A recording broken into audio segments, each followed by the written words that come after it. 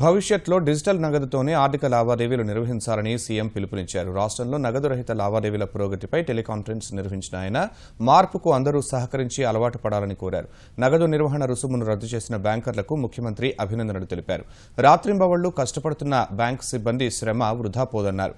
అసంఘటిత రంగంలోని 2 కోట్ల మందిలో 300 మందికే బ్యాంక్ ఖాతాలున్నాయని, మిగిలిన వారు కూడా వెంటనే ఖాతాలు ప్రారంభించాలని కోరారు. రైస్ మిల్లులు, దుకాణాల్లో పనిచేసే వారందరికీ బ్యాంక్ ఖాతాలు తెరవాలని ఆదేశించారు.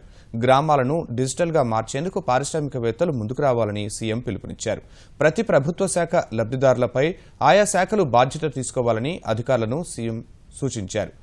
నగదు రహిత లావాదేవీలు సజావుగా సాగేలా అధికారులు శ్రద్ధ వహించాలన్నారు. రేషన్ దుకాణాల్లో నగదు రహిత లావాదేవీలు 5 జిల్లాల్లో ప్రారంభమయ్యాయని, కృష్ణా జిల్లా రైతు బజార్లలో ఎలక్ట్రానిక్ టోకెన్ విధానం విజయవంతమైందని సీఎం తెలిపారు. సర్పంచులు, గ్రామ కార్యదర్శులు బాధ్యతగా వ్యవహరించాలని ఆదేశించారు.